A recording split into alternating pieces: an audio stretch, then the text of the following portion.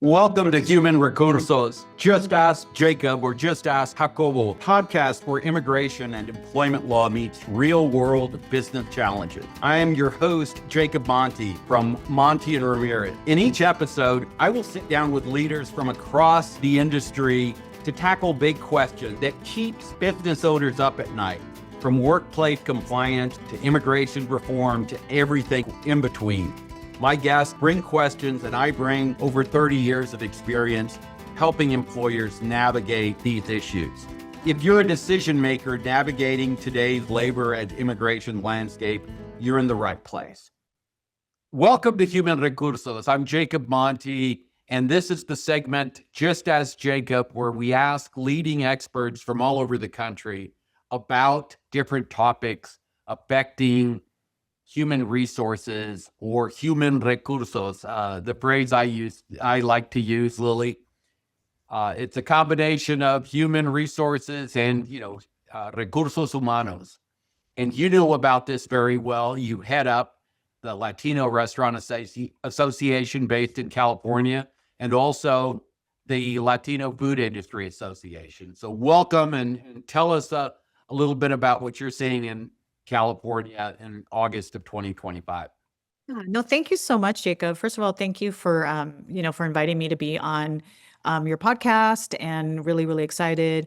We have so much to give to the world of business as Latinos in the United States. So I'm really proud to head up the Latino Restaurant Association based in Los Angeles and the Latino Food Industry Association, also here based in Los Angeles. Two different organizations, but both food industry organizations.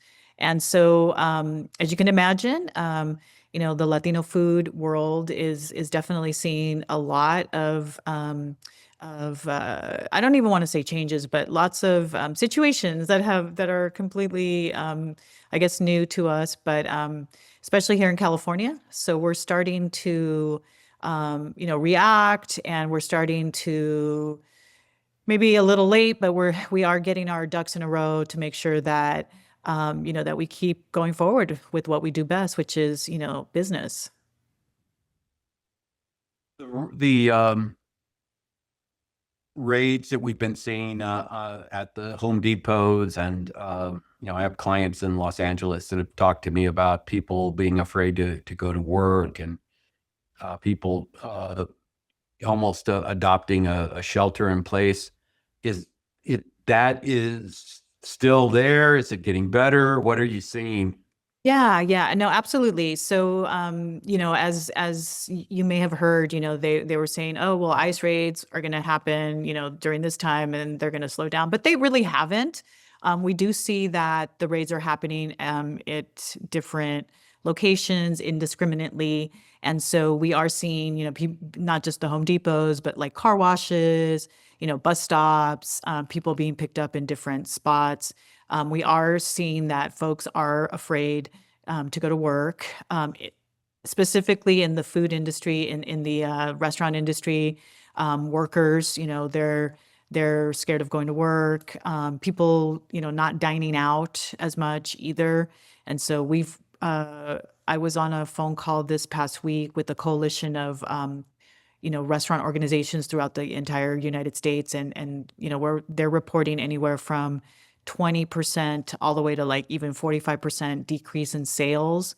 And so, people are seeing and feeling it right now for sure. Lily, it's important to recognize that it's not just undocumented people that are scared. There's over 1 million people that had status earlier this year that lost their status. There's DACA people that have status right now, but are worried about it. It's not just undocumented people. It's Hispanic individuals. It's Asian people who may have status, but maybe their families don't have status. It's not just a bucket that you can just say, oh, the undocumented people are the ones that are scared, right? Right. There's definitely a sense of, there's a lack of transparency in what is happening. And so I think that creates more confusion, because we definitely have a lack of transparency in terms of, it was just like a very vague, oh, we're picking up criminals. Of course, people, are we don't want criminals. But then, what started happening was that, yeah, there's folks from all spectrums of life being picked up for all sorts of crazy reasons. And there is a pattern emerged where it was a lot of people of color, obviously. And so, we're seeing that pattern, kind of, that's a pattern that is consistent and that hasn't really changed.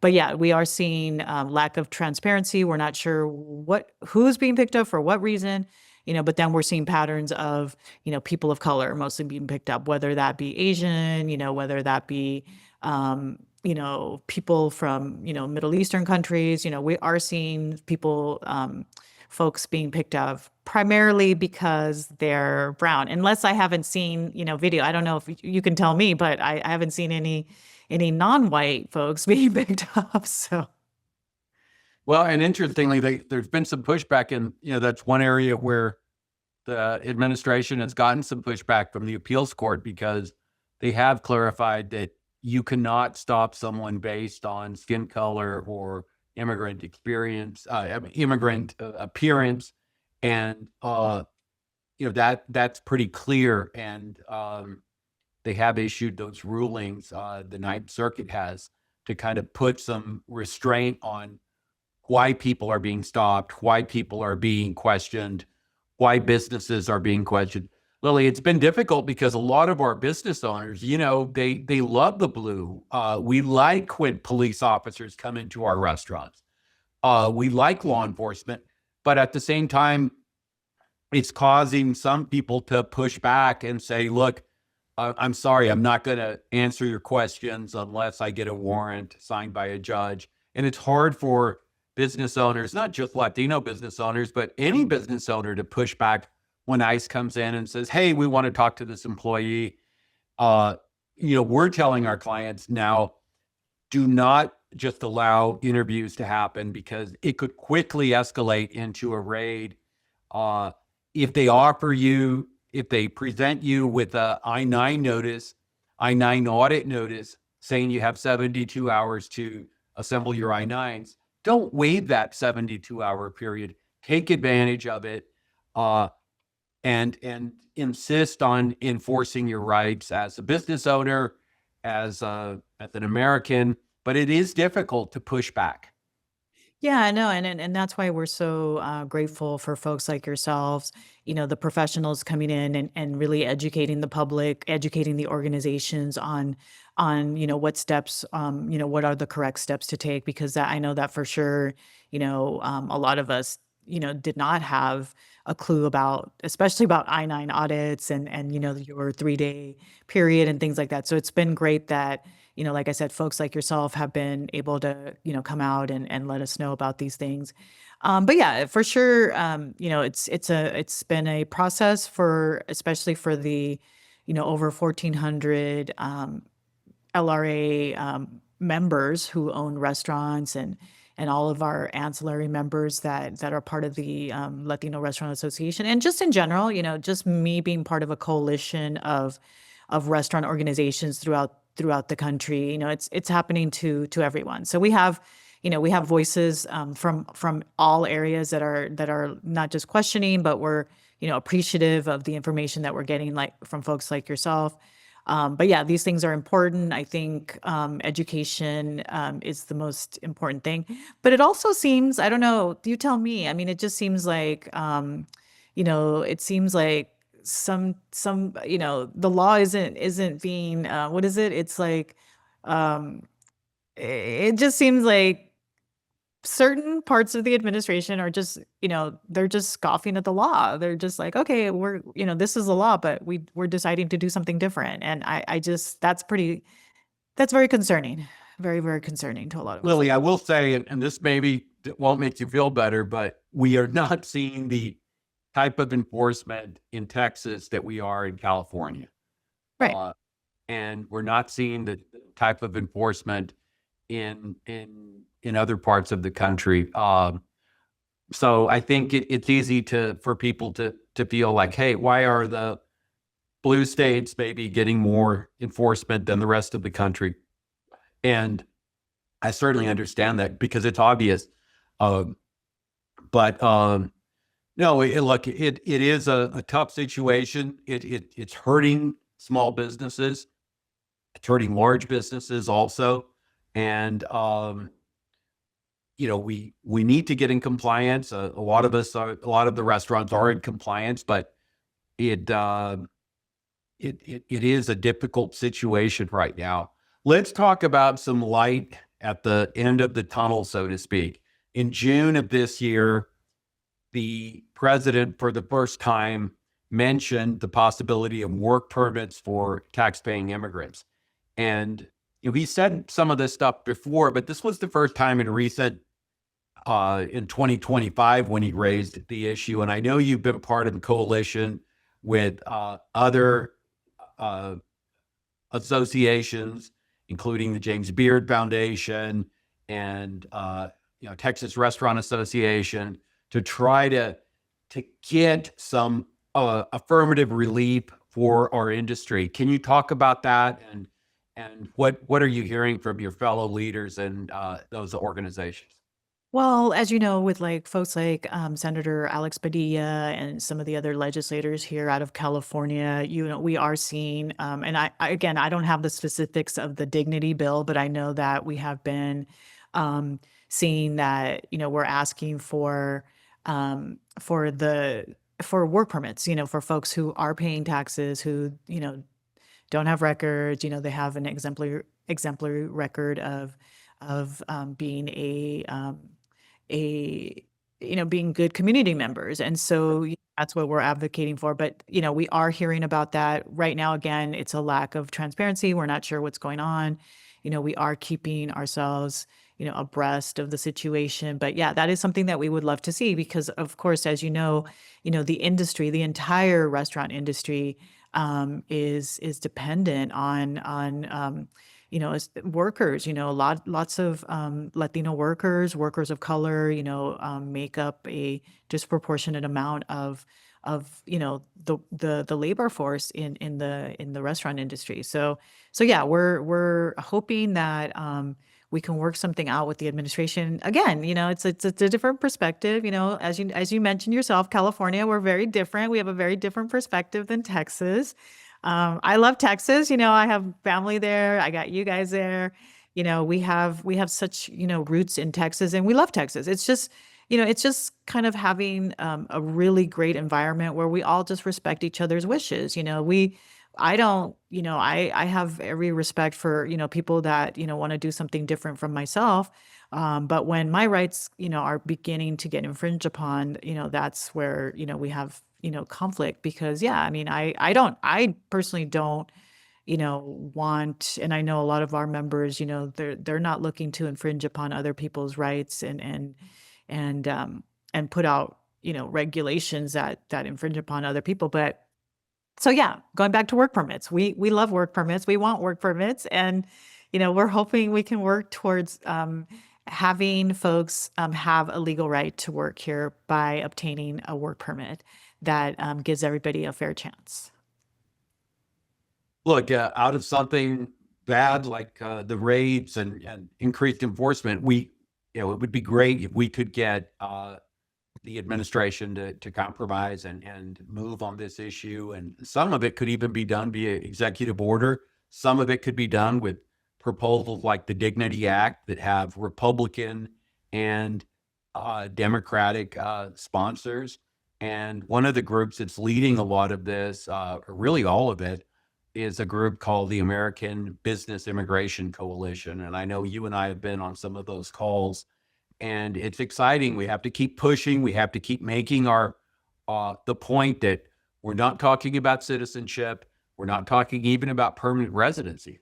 We're just talking about work permits for tax-paying immigrants that are here already, that aren't serious lawbreakers, and they just want an opportunity to work and live in the greatest country on earth. And so thank you for pushing on that. But Lilly, your group has members all over the country, and what are they telling you on this issue? Do they would sometimes we hear, well, people won't apply, or do you think if we had a program where employers could petition for work permits for their employees, that people would apply? Or, I've heard some naysayers say, well, they won't do it. Why would they do it? But, I've seen that, it's a myth out there that restaurant workers are getting paid in cash. They're not. They're getting paid in check. Oftentimes, they fool their employer with fake Social Security numbers, fake Social Security cards. So, all of that money is going into the IRS fund. It's very inefficient. But would employers help their employees apply for these work permits? And is there a desire for that from the employer, you think? You know what? I think there is. I think there is. I think, just in general, just because we've seen like so much inconsistency from the administration, the current administration, I think that's what makes people weary.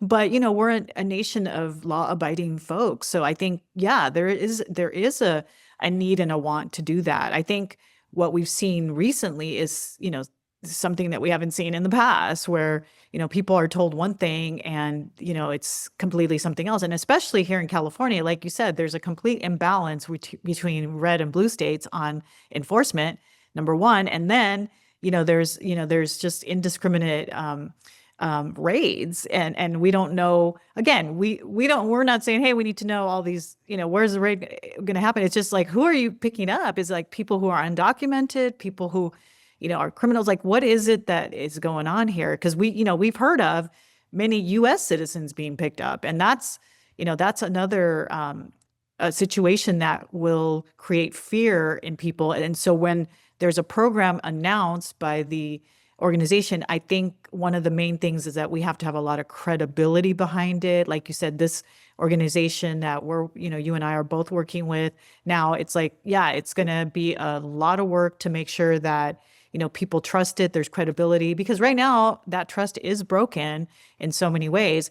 And getting back to the business of it, it's like, we need workers, forget about compassion, and I'm only saying that because, it seems like that doesn't come into play in the current, environment.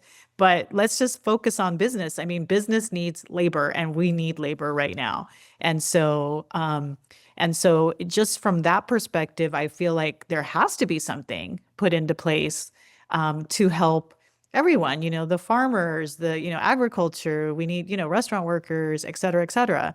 So from that perspective, I feel like, yeah, this needs to happen, but it needs to happen in a way where people are going to say, yeah, let's sign up for this. And, there's got to be some kind of guarantee that, you're not going to end up in some, prison in El Salvador. Sorry to be controversial. No, I think you raise a good point. And, during COVID, I think the administration, actually, it was the Trump administration, recognized that restaurant workers, that especially supermarket workers, were essential workers, just like nurses, right? And, some of us had to write letters to, for their employees to document their essential worker status so they could be out when the city was otherwise shut down. But it's the same imperative now. I mean, as you said, forget about, the social aspect of it. We need restaurant workers.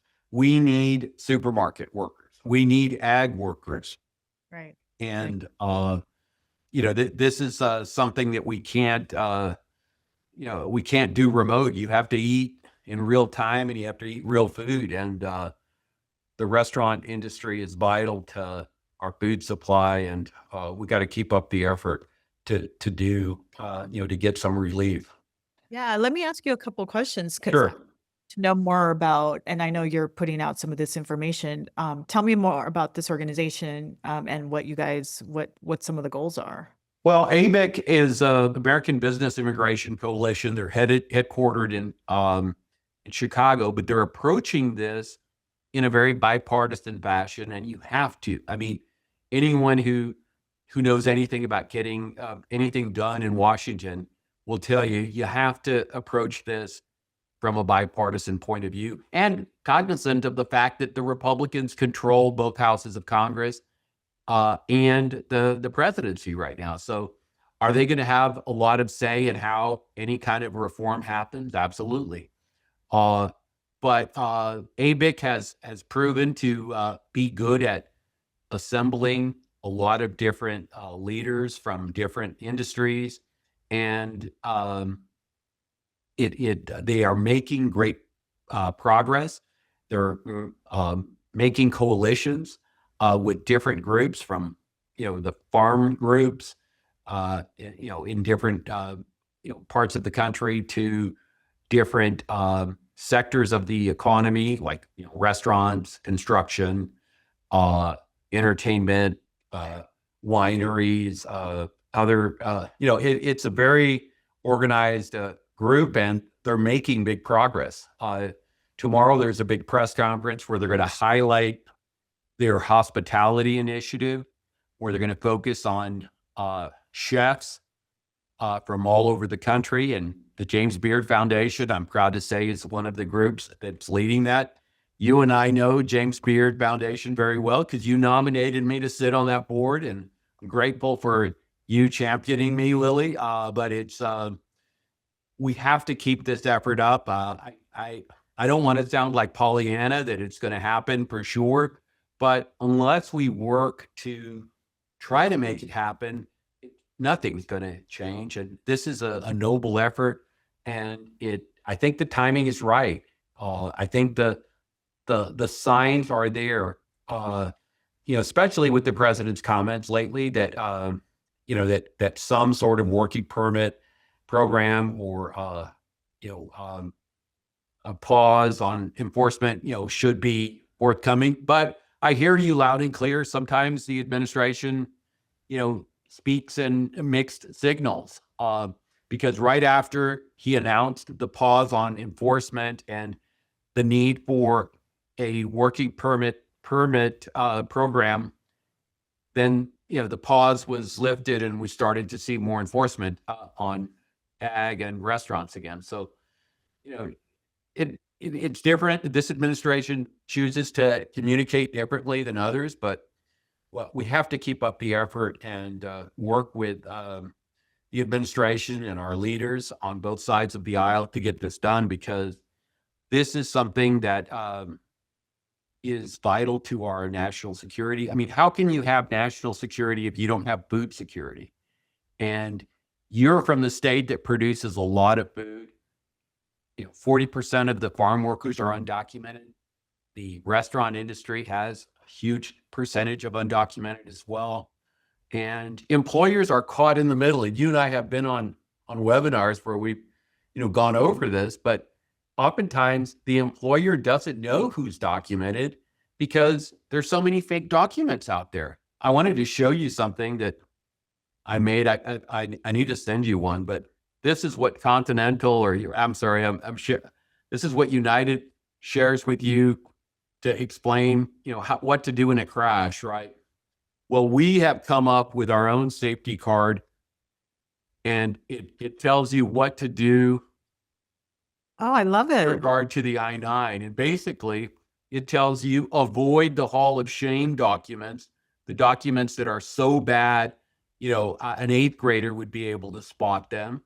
But if it's not on the Hall of Shame, you need to accept it, Lilly, because if the employer, says, look, this document doesn't look genuine, and they're wrong, guess what? They're going to face a federal discrimination charge, because the same law that gave the employer the obligation to complete the I-9 also says you can't engage in document abuse. You can't tell the employee what type of document they need to present.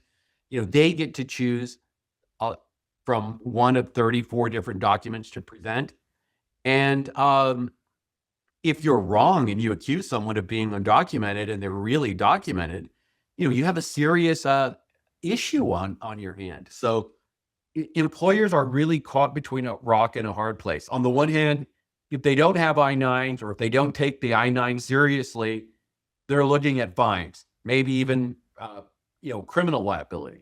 But on the other hand, if they go too far and over document, or ask for a certain class of document, then they're facing a discrimination charge. So employers are really in a difficult situation, and that is the current state of the law, that they can't overcorrect. They can't just say, well, okay, I just want to hire people with federally issued documents. If they do that, they're engaging in document abuse. And one of the difficult things about California employers is there's almost 1 million people in California that have AB 60 driver's licenses that are issued to undocumented people. You as the employer, you're not a document expert. So how are you supposed to know if this is a valid document? And by the way, an AB 60 driver's license is valid to prove identity. That's one of the documents an employee could show their employer to prove their identity. They would have to show you a social security card, for example, that indicated it was not restricted to those employees that have DHS authority, but it gets really complicated really fast. And employers are not document experts, but they do have to understand the I-9 and their obligations relating to it.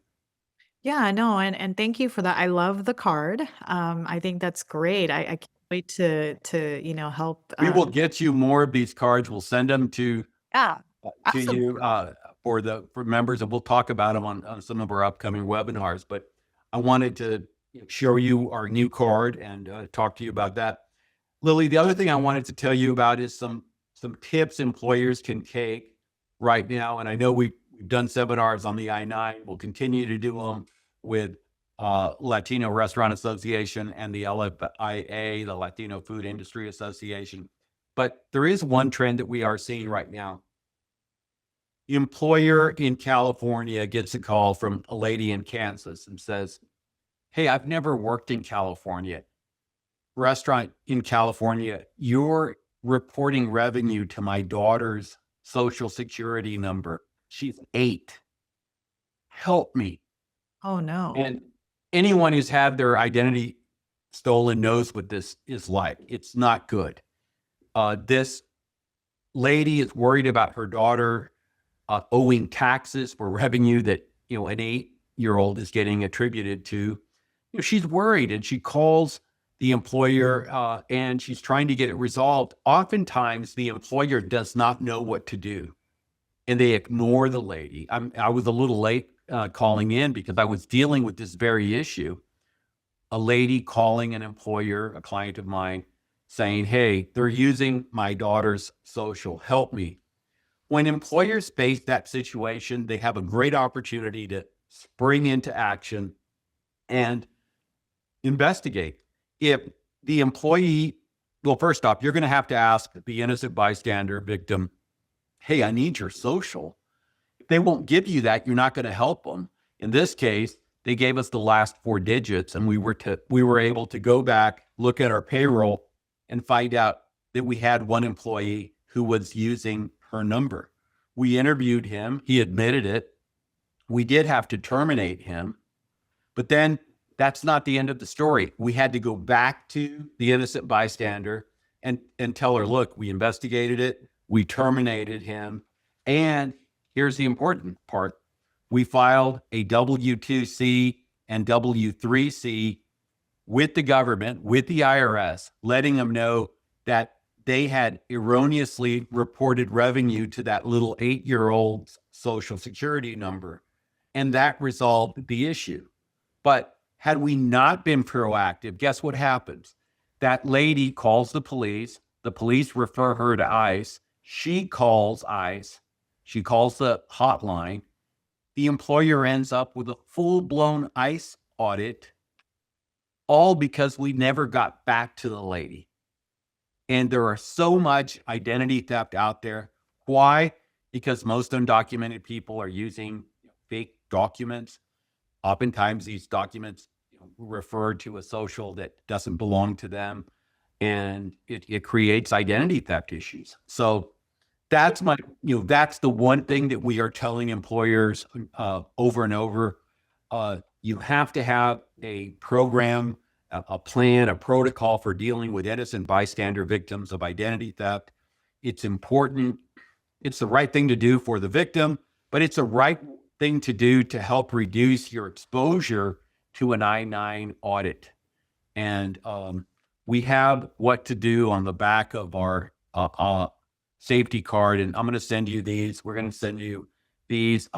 Also, I wanted to mention that we have the toolkit that we've referred to on other webinars with you, the LRA Immigration Compliance Toolkit, where we have different policies, best practices that are available for you, for your members.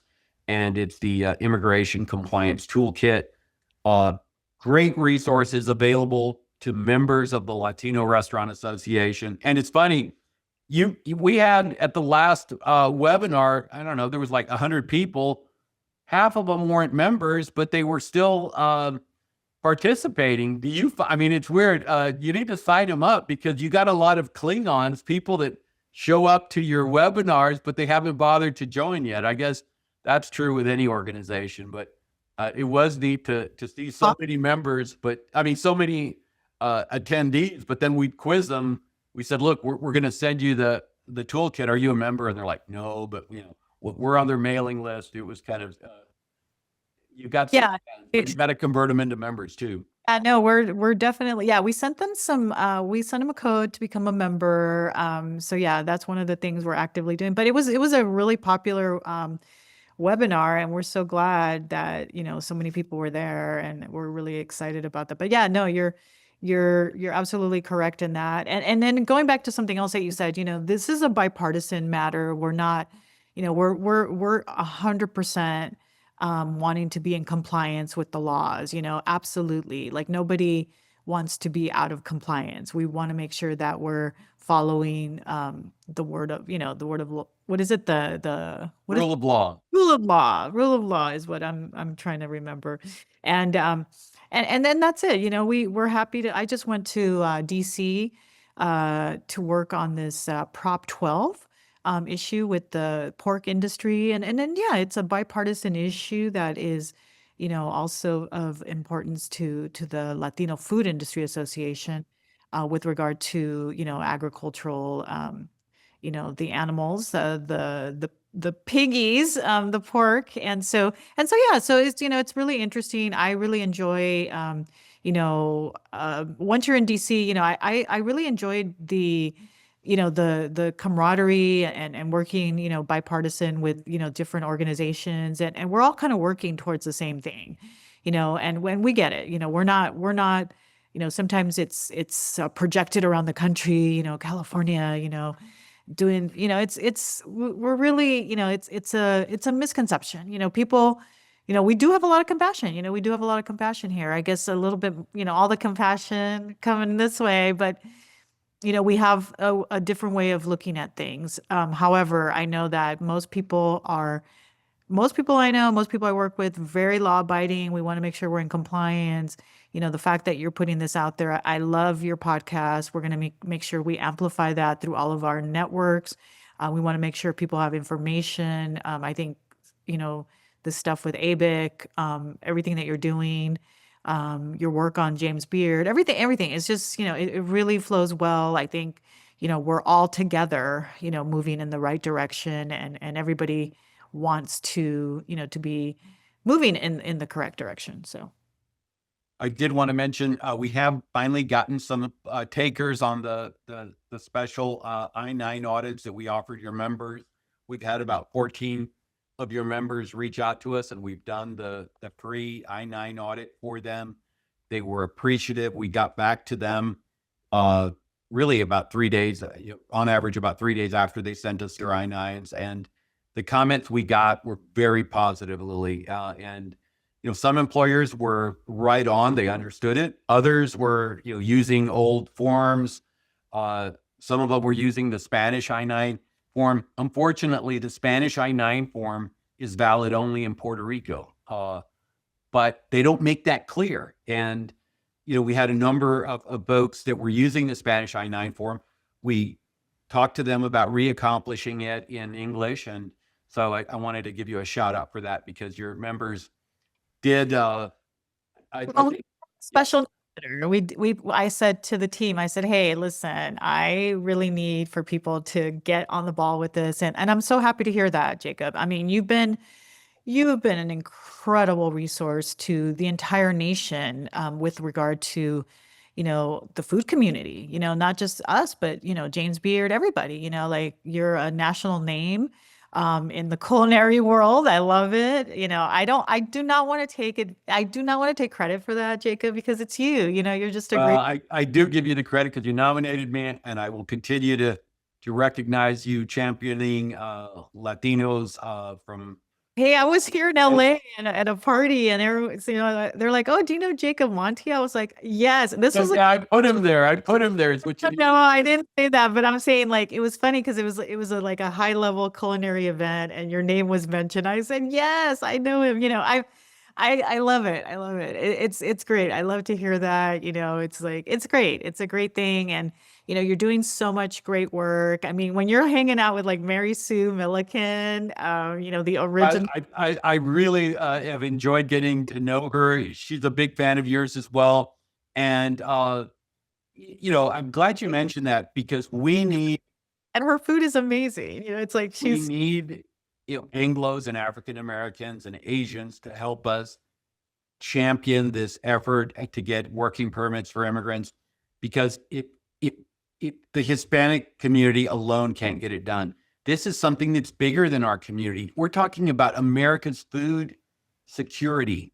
And I'm so passionate. It's so neat to see Mary Sue jump in, and she has so much energy and so much passion for this issue. And she's, her industry, I mean, she's, I told her, she has her honorary Latina certificate.